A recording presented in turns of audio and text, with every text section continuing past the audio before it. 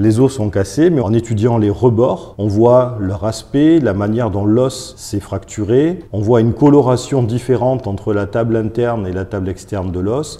Tout ça, c'est autant d'éléments qui nous laissent supposer que la cassure s'est produite sur l'os déjà sec, bien longtemps après la mort.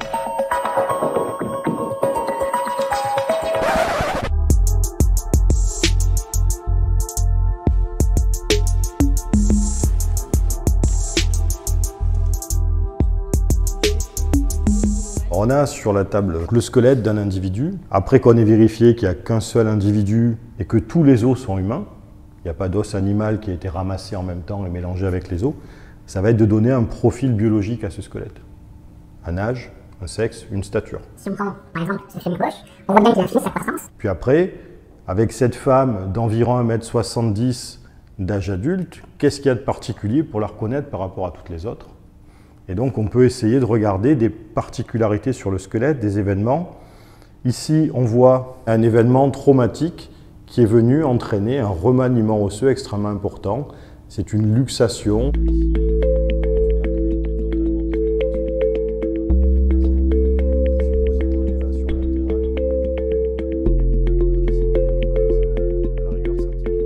C'est très souvent vers le médecin légiste que le magistrat va aller en première intention. Et voyant ce type de corps, le médecin légiste va dire j'ai plus assez d'éléments pour pouvoir travailler, j'ai plus de tissu mou, j'ai plus d'organes à analyser. C'est une lecture qui devient un peu spécifique. En fait, finalement, l'anthropologue, c'est un spécialiste qui va apporter sa contribution à un médecin légiste sur les squelettes très fragmentaires, très squelettisés, parfois brûlés, parfois cassés. Le travail principal d'identification d'un corps quand on a ce type de squelette, c'est de dire à la police, voilà ce que vous devez rechercher.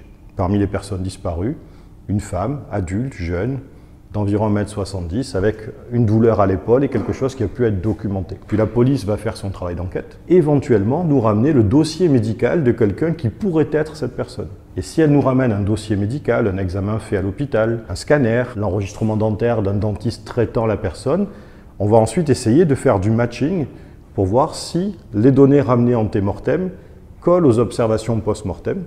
Et si c'est le cas, on va essayer de rendre une identité à cette personne. Ici, une troisième molaire qui est en cours d'éruption.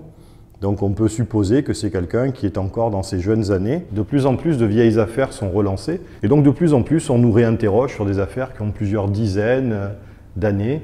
Et on essaie de revenir sur des rapports qu'on avait fait à l'époque, pas toujours avec les mêmes méthodes, pas toujours avec la possibilité d'avoir des scanners, de la 3D et tout ce qu'on peut déployer aujourd'hui en 2023. Et on redonne vie à certaines pour lesquelles il y a des identifications qui peuvent se faire. On retrace des histoires tous les jours et des trajectoires d'ossements qui poursuivent leur vie au-delà de la mort de l'individu et qui ont leur histoire propre après.